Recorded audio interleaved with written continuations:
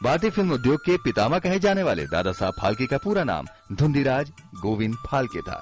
उनका जन्म 30 अप्रैल 1870 को नासिक के निकट प्रसिद्ध धार्मिक नगरी तिरुम्बेश्वर में हुआ था।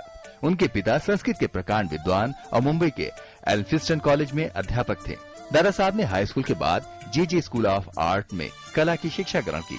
फाल्के के जीवन में फिल्म निर्माण से जुड़ा रचनात्मक मोड़ सन 1910 में लाइफ ऑफ क्राइस्ट फिल्म देखने के बाद आया।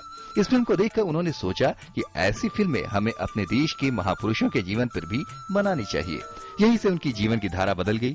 शुरुआती प्रयोग करने के बाद वे लंदन गए और वहां पर 2 महीने रखकर सिनेमा की तकनीकी समझी और फिल्म निर्माण का सामान लेकर भारत लौटे। उन्होंने 1912 में मुंबई के दादर में फाल्के फिल्म्स नाम से अपनी फिल्म निर्माण कंपनी की शुरुआत की और इसके ठीक 1 साल बाद यानी 1913 में उन्होंने भारत की पहली मूक फिल्म राजा हरिश्चंद्र बनाई। चूंकि इस दौर में उनके सामने कोई और मानक नहीं थे, इसलिए फिल्म निर्माण से जुड़े हर पहलू को खुद ही संभालना पड़ा। उन्होंने इस फिल्म में अभिनय किया, पटकथा लिखी, छायांकन किया और यहाँ तक कि थिएटर में प्रोजेक्टर के जरिए फिल्म दिखाने का काम भी उन्हीं को करना पड़ा। उस दौर में महिला कलाकार उपलब्ध न होने के चलते नायिकाओं की भूमिका भी पुरुष कलाकारों ने ही निभाई। दादा साहब फाल्के के फिल्म निर्माण की खास बात यह है कि उन्होंने फिल्में बम्बई के बजाय नासिक में बनाई।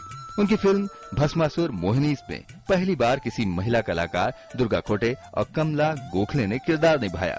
1970 तक वे 23 फिल्में बना चुके थे। उनकी इस कामयाबी से कुछ व्यवसायी इस उद्योग की ओर आकर्षित हुए और दादा साहब की साझेदारी में हिंदुस्तान सिनेमा कंपनी की स्थापना हुई।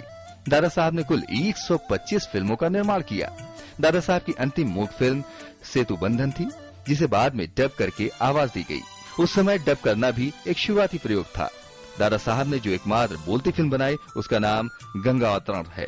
16 फरवरी 1944 को 74 साल की उम्र में पवित्र तीर्थस्थली नासिक में भारतीय चलचित्र जगत का ये जगमगाता सूर्य सदा के लिए अस्त हो गया। उनके योगदान को सम्मान देते हुए भारत सरकार ने उनकी स्मृति में फिल्म जगत के सबसे बड़े सम्मान दादा साहब फाल्के पुरस्कार की स्थापना की। Bureau report, DD news.